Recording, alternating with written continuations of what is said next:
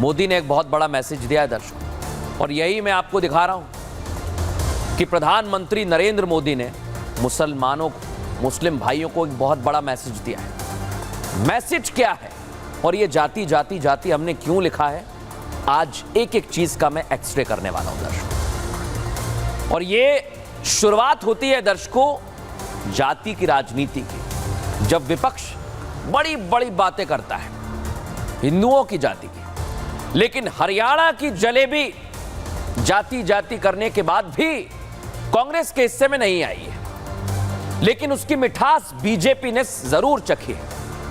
और अब चुनाव परिणाम से पहले कांग्रेस जो जलेबी बना रही थी वो उसका स्वाद क्यों नहीं चख पाई, इसका खुलासा आज प्रधानमंत्री ने किया है दर्शकों। पीएम मोदी ने 24 घंटे बाद देश के सामने रख दिया है वो सच।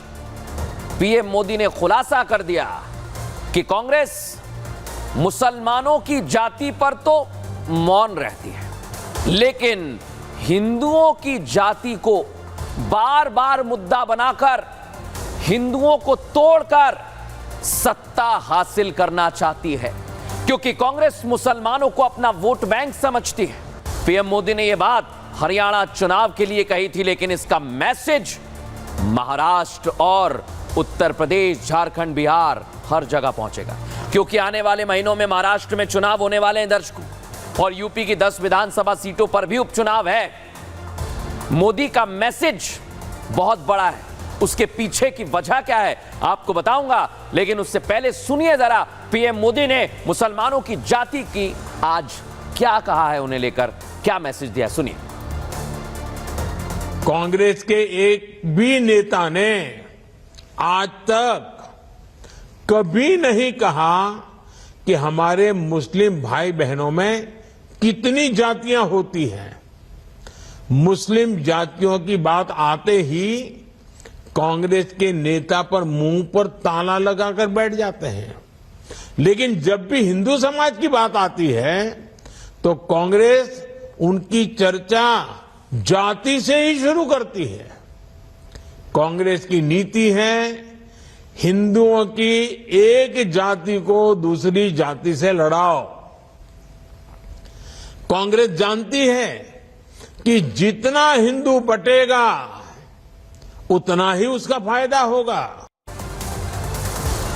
सुना आप, कांग्रेस यानी विपक्ष मुसलमानों की जाति पर कुछ नहीं बोलता है दर्शकों, इसलिए आज पीएम मोदी ने मैसेज क्लियर दे दिया है। कांग्रेस हिंदुओं को क्या करती है दर्शकों, आप समझिए, जाति में बांटती है। हिंदुओं को जाति में बांटकर फूट डालो वाली राजनीति करती है। यानी हिंदू अगर बढ़ जाएगा दर्शकों तो फिर कांग्रेस को फायदा होगा, जो हरियाणा में नहीं हुआ है। इसलिए समझना होगा मुसलमान भाइयों को भी कि कांग्रेस आपको वोट बैंक समझती है, ये बता रहे हैं पीएम मोदी। जाति के नाम पर, मुसलमानों की जाति के नाम पर तो मुंह पर ताला लग जाता है कांग्रेस के। चुप रहकर वोट बैंक बनाना चाहती है और सिर्फ फायदा उठाना चाहती है, ये प्रधानमंत्री नरेंद्र मोदी ने किया है। लेकिन सोचिए दर्शकों, एक तरफ हिंदुओं को बांटा जा रहा है, जाति की बात की जा रही है, मुसलमानों की जाति पर कुछ नहीं कहा जा रहा है। और मोदी ने यह मैसेज हिंदुओं को एक रहने के लिए दिया है, तो मुसलमानों को समझाने के लिए कि आप कांग्रेस का वोट बैंक ना बने, आगाह कर दिया है। लेकिन कांग्रेस को इंडी गठबंधन में शामिल सहयोगी पार्टियों के नेताओं ने आज आईना दिखा दिया है। हरियाणा में क्या हुआ, हार का कारण वो तो बता ही दिया नेताओं ने, लेकिन भविष्य के लिए चेता दिया। मतलब सीधा सीधा और साफ है दर्शकों, कह दिया है कि नहीं संभले तो राहुल को ये ओवर कॉन्फिडेंस बहुत भारी पड़ने वाला है, बहुत भारी पड़ने वाला है दर्शकों। और ये किस किस ने कह दिया राहुल गांधी को।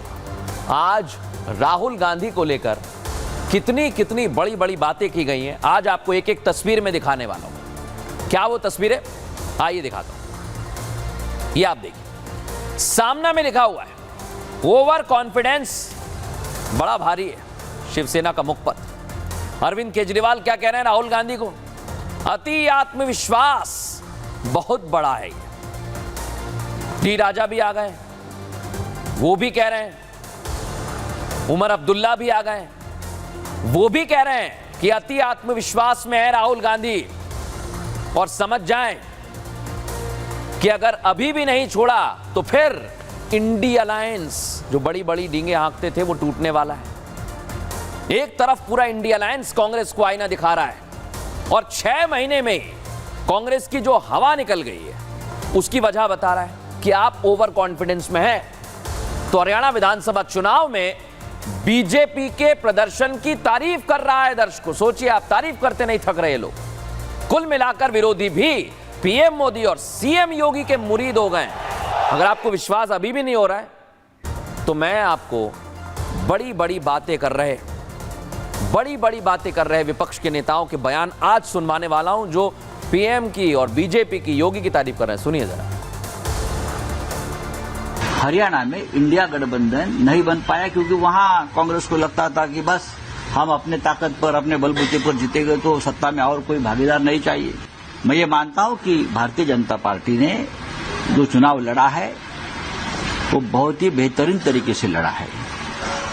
हारी हुई बाजी बीजेपी ने जीत ली, ये मान्य करना पड़ेगा। सुना आपने क्या कह रहे हैं संजय राउत।